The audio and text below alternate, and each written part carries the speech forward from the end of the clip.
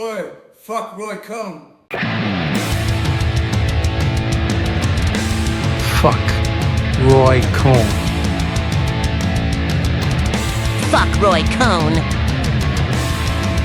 Fuck Roy Cohn.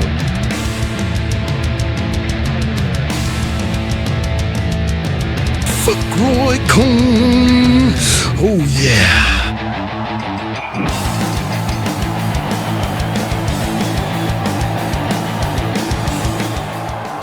Welcome back to I Hate Roy Cohn, and so should you. How Roy Cohn ruined the world. Now, if you listen to this podcast this far, you already know the playbook. Never concede if you can avoid it, counterattack, change the subject, keep moving. Don't let the conversation stay where it began. Yep, we know.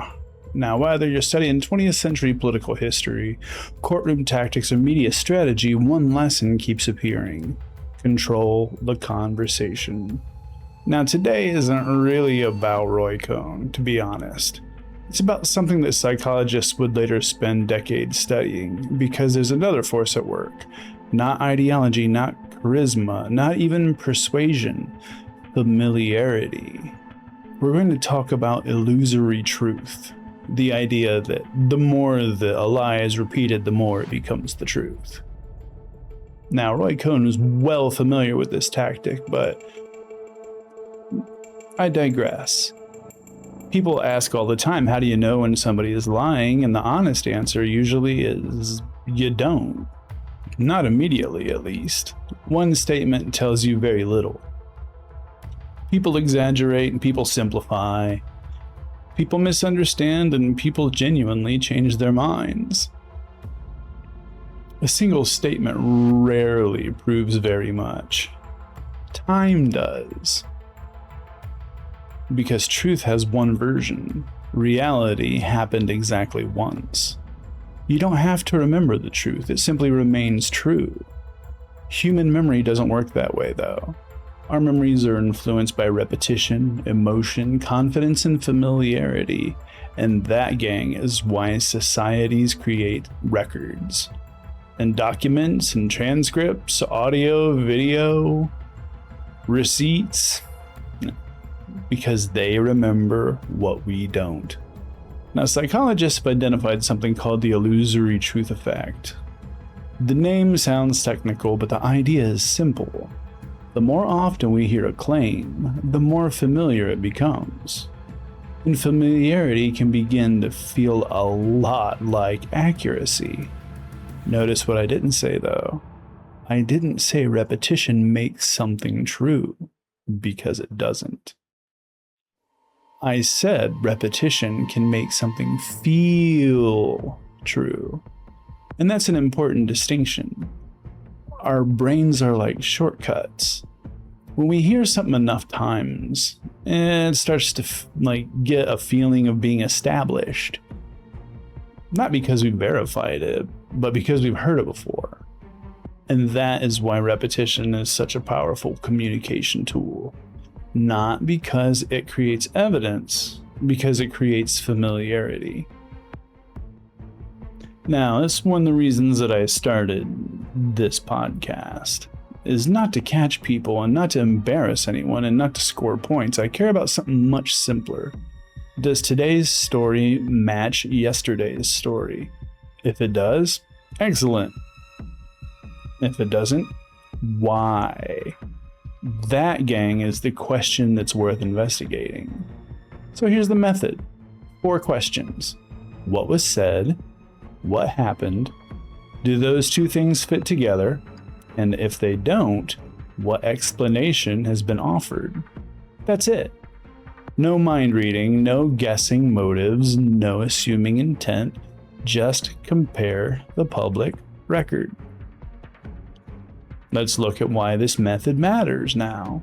Now imagine a public official discussing repairs to, a public structure. Say, a reflecting pool. Now, in one appearance, they describe a protective coating as being so durable that it could not be cut with a knife. And then later on, Discussing damage to that same coating, Bone Spurs describes someone cutting it with a knife, a 350-foot gash, but yet no evidence. At first glance, those two statements appear difficult to reconcile. Notice what we're not doing, though. We're not assigning motives. We're not diagnosing anyone.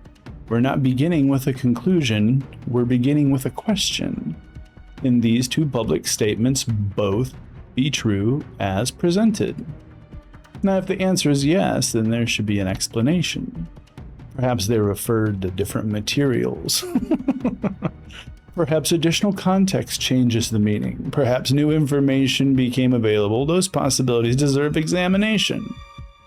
The next step isn't speculation, though, gang. The next step is to return to the record. Watch the complete exchange. Read the transcript, compare the timelines even. And then ask, what explanation has been offered that reconciles these statements? And that's a far more productive question than simply choosing a side, because this habit extends well beyond politics. Scientists do it, and historians do it. So do judges. Investigative journalists as well, and when two pieces of evidence appear to conflict, the first response isn't certainty, it's curiosity. At least the normal functioning human ego is curiosity. Now, if you have made Roy Cohn's playbook your dogma, curiosity, that went well out the window, because that might be even somewhat close to admitting defeat. Now, can these records be reconciled is a great question to ask, because if they can, wonderful. Now, if they can't, we've identified something that deserves further investigation, and that's how inquiry works. Now, sometimes people genuinely do change their minds, and that's healthy. It's something that I've been known to do. Sometimes new evidence appears, and that's healthy too, and sometimes context resolves what looked like a contradiction. Out of sight. The goal isn't to trap people. The goal is to understand what happened and be willing to say I was wrong or I need more information. I mean, it's not weakness, it's intellectual honesty. If one trait gets any points from me, it's intellectual honesty. It's one of the reasons I love Lemmy so much. He never, ever, ever bullshitted. He'd tell you exactly what was on his mind. It doesn't matter who you were. He did not go along to get along. And primary sources matter, gang, because they're closer to the event than commentary about the event. You got to read the transcript. You got to watch the interview, open the documents even, and, I don't know, read what other people have to say about it, not the other way around. Opinion has value and analysis certainly has value, but both should begin with the record. Let me repeat that. Both should begin with the record. See, like, Roy Cohn's historical significance isn't simply the man himself, it's the reminder that communication strategies can shape public attention. Ergo, reality. Now, psychology reminds us that repetition influences familiarity. History reminds us that these dynamics are not new. Let's look at Joseph Goebbels' playbook, for example. But the answer isn't louder arguments, it's better habits, better questions, and better evidence. So the next time that a controversy explodes across your news feed, slow down. Find the original source and read the transcript. Watch the full interview. Once more, open the document. And then ask yourself, what was actually said? What actually happened? And do those two things fit together? Because if they don't, there needs to be an explanation. And we need to ask what explanation has been offered. Because those questions won't eliminate disagreement. They shouldn't. But they will help to ensure that disagreement begins with the same set of facts. I mean, truth has one version, a reality happened exactly once. I mean, our memories, they fade, but the record doesn't. And, that's really what this podcast is about. Not certainty or tribal loyalty, and not winning, understanding. See, the contradiction is dogma, because truth has one version. Remember that.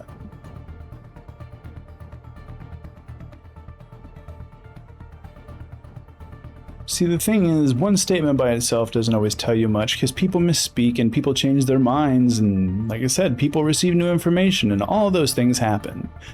But there's one thing that eventually catches up to everyone. Time. And truth has only one version. Reality happened exactly once. And you don't have to remember the truth. It simply remains true. Now, public life is different because politicians, commentators, journalists, corporations, activists, and everyone who speaks publicly creates a record. Speeches, tweets, interviews, press conferences, court filings. Let's not forget about those pesky things. Also, executive orders. I mean, those do create a record. Television appearances, and those records don't disappear. Over time, they accumulate. And sometimes they agree with each other, and sometimes they don't. See, we need to ask a very simple question, and that's, do today's statements fit yesterday's statements? And if they do, right on. And if they don't, what explains the difference? And that's what we're here to examine. So what I want you to do is I want you to grab a piece of paper and grab a pen, because we're going to talk about some rules. Before we begin, here's the rule. Every example follows the same process. Are we ready? Here we go. First, find the original statement. Second, find the later statement or documented action. Third, look for any public explanation. And finally, ask whether the explanation reconciles the two. That's it. No assumptions and no mind reading. No guessing motives, just evidence. Because evidence deserves to be examined before conclusions are reached.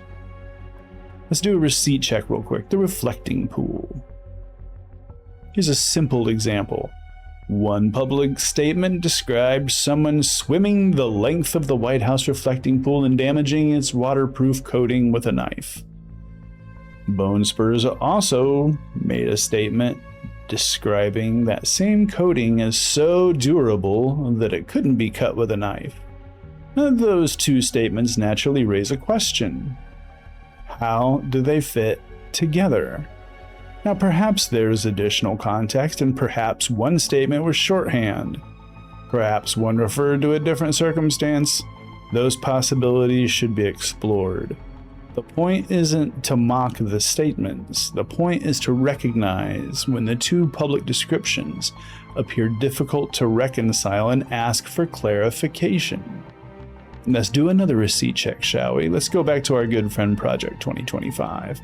And during the 2024 campaign, Bone Spurs publicly distanced himself from Project 2025. And after the election, several prominent conservative commentators, Benny Johnson and Matt Walsh, publicly described Project 2025 as reflecting the governing agenda, and many observers noted overlap between Project 2025 contributors and senior administration personnel.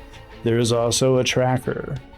Now, public organizations have since created those trackers, comparing Project 2025 proposals with subsequent executive actions. Now, reasonable people can disagree about what those similarities mean, but one person might conclude that they reflect a shared conservative philosophy. Another might conclude that they demonstrate significant implementation. See, The important part is this: rather than arguing from memory, compare the campaign statements, the staffing decisions, the executive actions, and the publicly available trackers yourself. Let's do another receipt check, shall we? Changing positions. Public figures sometimes change their minds. Let's take, for example, J.D. Vance. Now, years before becoming vice president, he made sharply critical remarks about Donald Trump.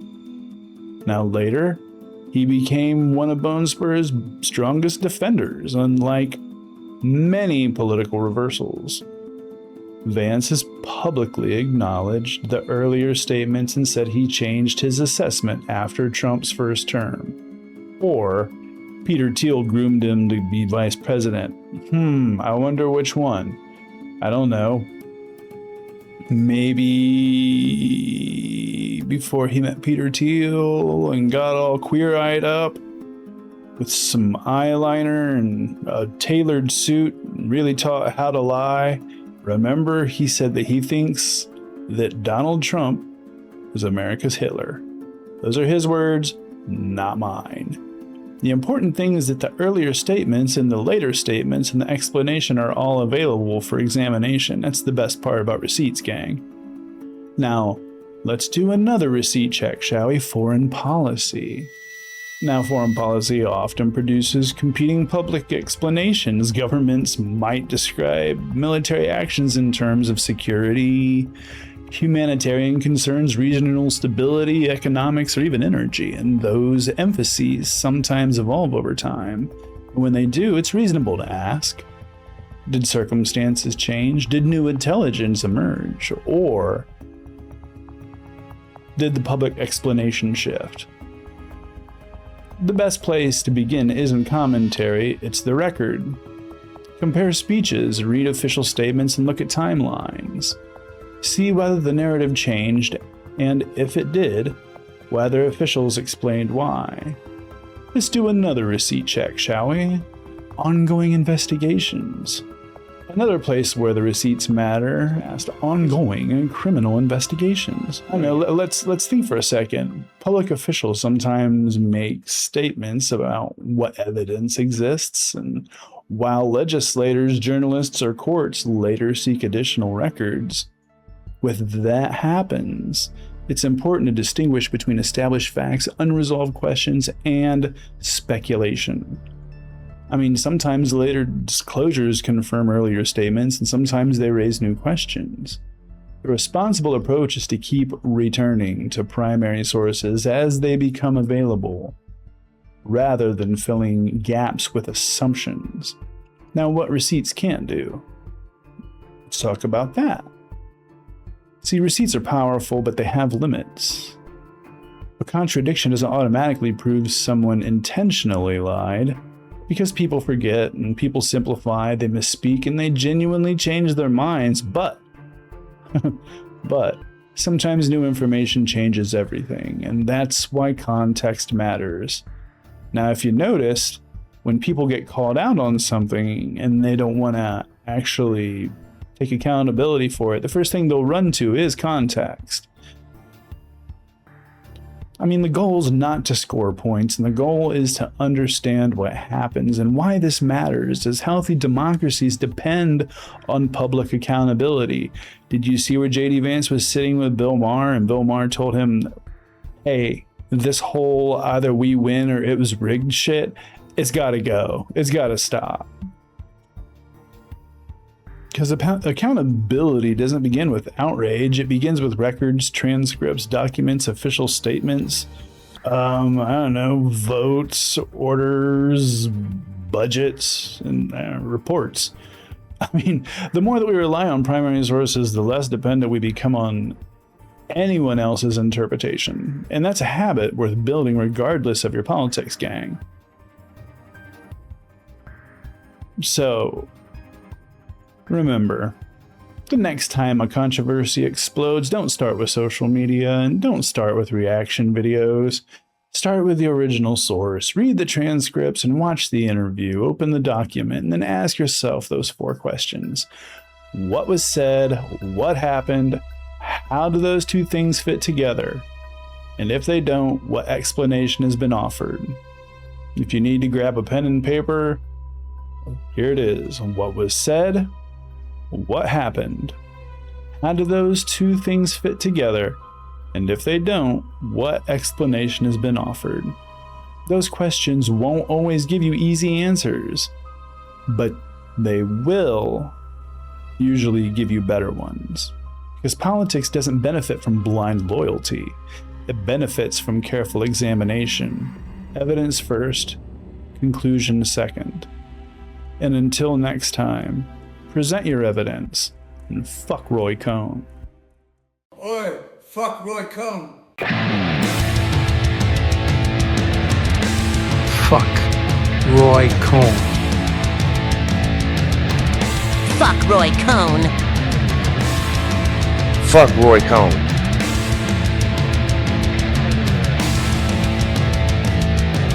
Fuck Roy Cohn. Oh yeah.